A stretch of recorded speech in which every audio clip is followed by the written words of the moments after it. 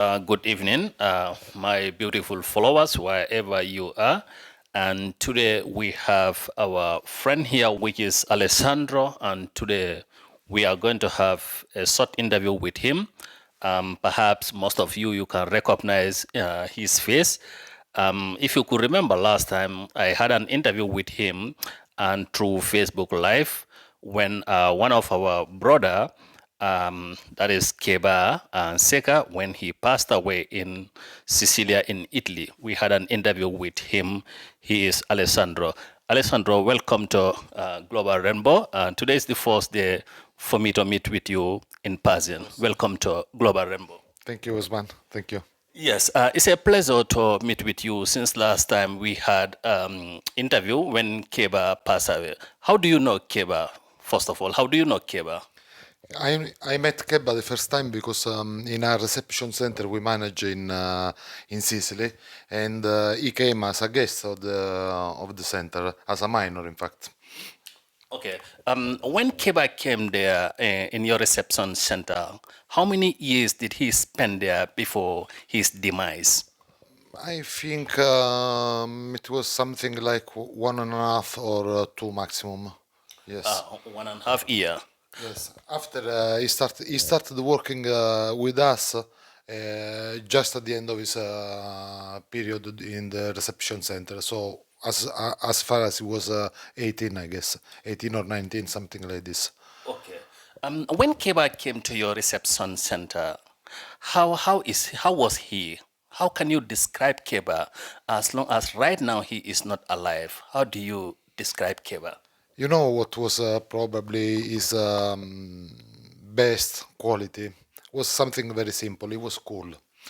He had this capacity to be with people, being tranquillo, we say in Italian, with no prejudice toward the other people, even Italians, non-Italians, other people guests in the place. That was his best quality, and in fact.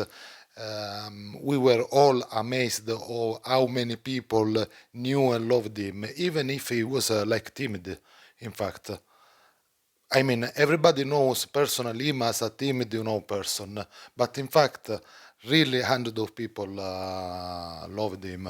And the point, in my opinion, was this: he was approaching other people without prejudice. So that's mean you are telling us that Keba was so kind to people, and when he was in Sicily, he was well integrated there, especially the football team. Yes, no, not just the football team. He really, I mean, I met really hundreds of people that knew him personally that I had no idea that he knew so many people. And many people, I mean, were had an affection toward him. And Keba was working with you guys. Yes. And what service was he offering for your reception center? He was a cultural mediator. The idea we utilized, let's say, the cultural mediator as an educative personnel, not just for translation. The idea is a colleague, an educator. What is more with the cultural mediator is that the cultural mediator is able to give a cultural framework of understanding to what is happening with some people. It's not a translator, it's something different. Okay.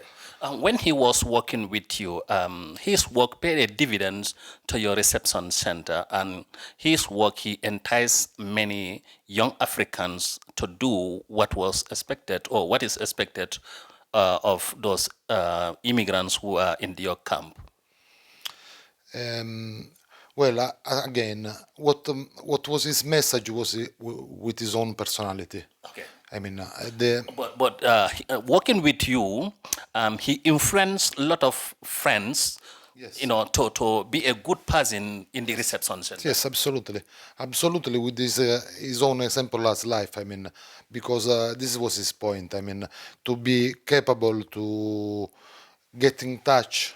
I mean, personally with other people, to just be cool and trust, because he was a really, a trustworthy person, and the people trusting life.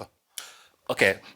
When you had the demise of Keba, how were you? How do you feel? You can imagine. You can imagine. It was so sad.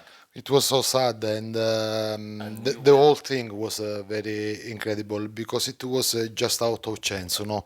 Because apparently, what happened was that he lose lost the key, the car key, The khaki, okay. and was going to try to get the car key from the former owner of the car that had a spare pair of key, Okay. and that's why he took this motorbike that was without insurance. That he had this car was insured. He had the driving license for the car, but he had not the driving license For for the that kind motorbike. of motorbike, Okay. and the motorbike of a friend of him was without insurance. And I mean, that's very weird because he didn't ever draw his car without insurance or without. Okay, You see? that's mean, he has a car and he was driving with a driving license and insurance.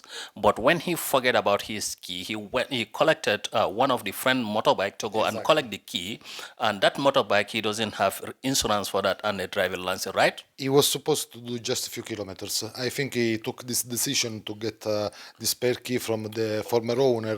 He most probably thought it's just a few kilometers and I will do it.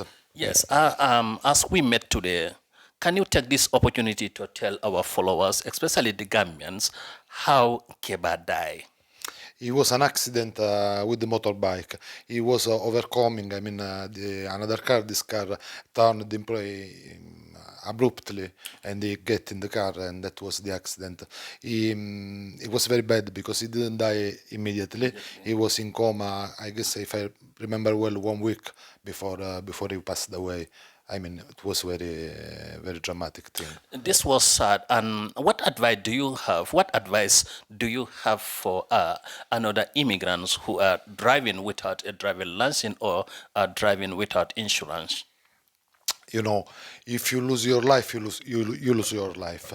But in that case, if he was with the proper driving license and with the proper insurance in the motorbike, his family now had lost a son, but his family now would have no economic problem for the future. The insurance is not gonna pay for such an incident where he didn't have the driving license, the motorbike was not insured. Also, the person that lended him the motorbike had a lot of legal issues because he was owning a motorbike without having yeah, it was insured. He lended it to someone else that did an accident. I mean, also that other person. So it's something absolutely to avoid, and it's to avoid even that's normal, but. All of us have thought in his life, okay, it's a few kilometers, it's very small, it's a very small time, nothing will happen, you don't know. And would you encourage other people to borrow or lend motorbike from other people to ride without such documents? Absolutely not. And you can see what happened. Absolutely not. Not even owning a motorbike without having it insured. Yeah, that's very important. And when the family of Keba heard about his demise, you as a friend to Keba, I think the parents, how did they feel? How did they feel the demise of their son, their only son, who is the breadwinner of the family, living in Italy, suddenly die?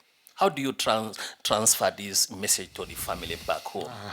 Consider also that by chance I was for first time in Gambia. We come back the last day when he had the accident, and I just have met his mother and her sister that who were living on him, and all their hope was over him. I mean, it was something absolutely incredible and very terrible to say to the family. Um, we did it. He had a cousin not far from the town I live, and so we did it. I mean, I let his cousin to. We did together, but it was his cousin to give the message. Okay. It was We also learned that Keba was the first person to donate his organs to Italian government. But there were some speculation, saying, he could be somebody who has, sell his organs. Can you clarify that one to the public? Basically, when you do the ID card, you are supposed to give your consent or not to the donation of organs in case of a dramatic event. Keba, by the way, he asked to some friends, "What do you think?" when he did the. So he was absolutely conscious about giving his consent for organ donation. That the law is very clear. You cannot receive any money, and nobody can stop this organ to be taken from the body if the person, while alive, gave its consent to it. So it was a voluntary thing, and absolutely no money is involved in this. Okay, okay, that's very good. Right now, how is the case going? Because I learned that the issue is at the court level. Any development about the court proceedings, as long as Keba demise is concerned? Now, the family just gave a mandate to a lawyer in Italy to represent his case, both for minor things like there is a car still to be sold, there is a bank account to be opened. So this is the thing that will do the lawyer. Also, I guess the lawyer will try to ask to a special fund that is done by the Italian government for victim of the roads. So yes, there will be for sure a case at the court to try to, I mean, to get a reimbursement. But I don't know. This is something that the family is doing directly with the lawyer here in Italy. Okay, okay. What overall advice do you have for the immigrants, especially Gambians who are living here, undocumented migrants for that matter? What advice do you have for them? Even when you are regarding the question of driving on the road, even if you are an asylum seeker and you are waiting to have your final status, you are already capable to get a driving license. Study immediately, get a driving license. This is something that it's absolutely necessary in Italy, and if you want to have a mobility drive, you need a driving license. It's not impossible. You have to learn the language. To learn the language is the first step to do anything if you want to live in Italy, and learn the language, get a driving license. In general, do not be, I mean, you will meet a lot of bad people among Africans, among Asians, among Italians. Do not be suspicious about other people, because you will meet a lot of people that will be helpful to you, that will love you, that will try to help you, regardless of the color of your skin and the color of their skin. So be open to life. That's what I can suggest. Thank you. But Keba has gone, and still now, and I believe his people are thinking about him, especially the reception center he was working. Yes. It's a sad news to the Gambians as well as you guys. You and your workers, your co-workers there, what are you thinking right now about Keba? Do you guys miss Keba? Absolutely, we miss it, and I'm still amazed of how many people, even with a simple post on Facebook, still remind him and saying, "I'm missing you." That's really amazing. By the way, is we are close to 1 year date from his departure. So, Yeah. Okay. What message do you have for the parents back home? Keba heritage, it's huge. I mean, especially to his younger sister, remember him and try to follow his footstep in order, I mean, regarding the way he was tackling life. It's possible he was a clear demonstration that with simplicity, honesty, I mean, and coolness, you can really proceed in your life. So have faith. Okay. It's a pleasure for Global Rainbow to meet with you, Thank you. Alessandro. It's a Thank you. pleasure. My pleasure. Thank you so much. Thank you so much.